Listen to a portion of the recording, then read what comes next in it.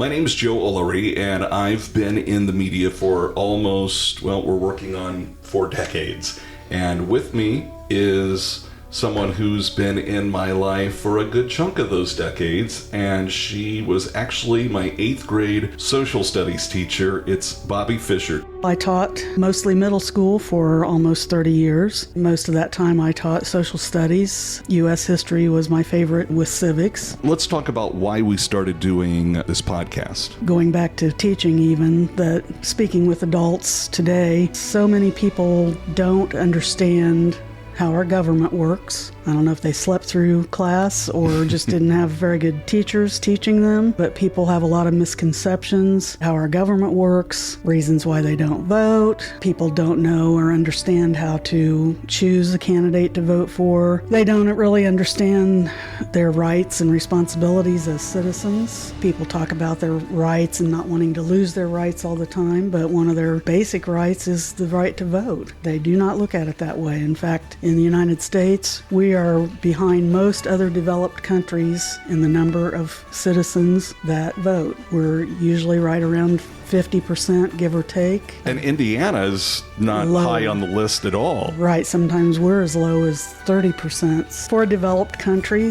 this is one of our main rights. We don't exercise it, and there are lots of reasons for that, why people don't vote. Give me a few. Some of them are legitimate, some of them not so much. The biggest thing is that they can't vote, and by can't vote, maybe it's a financial reason, like they don't have transportation, especially if you live in a smaller rural community where you can't catch the bus or the subway, if they don't have family that can get them to the polls. This day and age, no government issued ID. When they don't have the ability to get to the poll, then they probably don't have the ability to get to the license branch. This is Plain Civics. Join us for the journey as we break down the basics of how government works so you can make the government work for you.